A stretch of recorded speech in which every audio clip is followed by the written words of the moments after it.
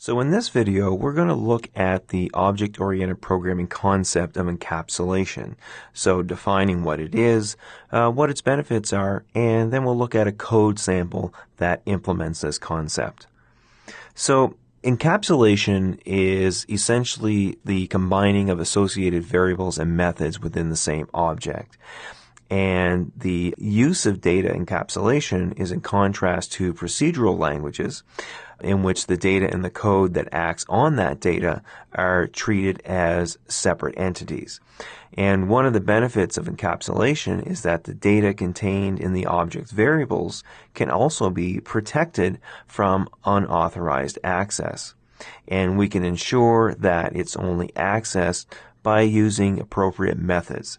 So we can set up these methods to change only what we need to or see the bits that we only want to show to specific people. If the data was, say, declared public right from the outset, well, that doesn't stop anybody from maybe changing parts of our object that are key to the inner workings of that definition. So it could really have a huge knock-on effect. So we need to maintain tight control over how that information is accessed. So by accessing data through specific methods associated with the object, this encourages what is known as loose coupling. And this is basically what happens when a class only allows other classes to gain knowledge about its inner workings through the exposed methods. And one of the benefits of this is that if we need to make a change to the inner workings of that method, well, so long as we don't necessarily change, the parameters of the return type, these other classes can still interact with it in much the same way. Now, if the class could freely interact with all the variables and the methods in another class, that's what's known as tight coupling.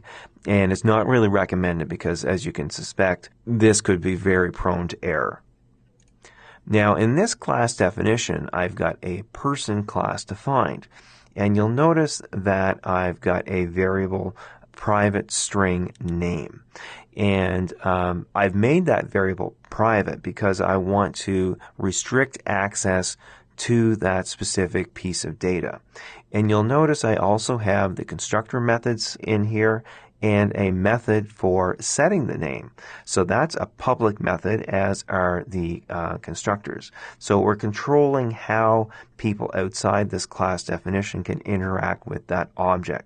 So we don't want people just being able to change that name value without going in through a method. So in this case here, they have to go in through either the appropriate constructor or use the set name method.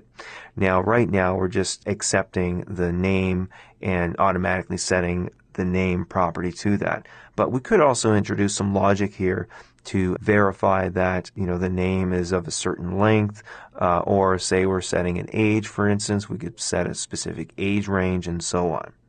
So again, encapsulation, we're grouping all the relevant bits and pieces in one place, and we're also restricting how those bits and pieces can be accessed by allowing people outside this class definition to only go in and modify those bits by using public methods of the object.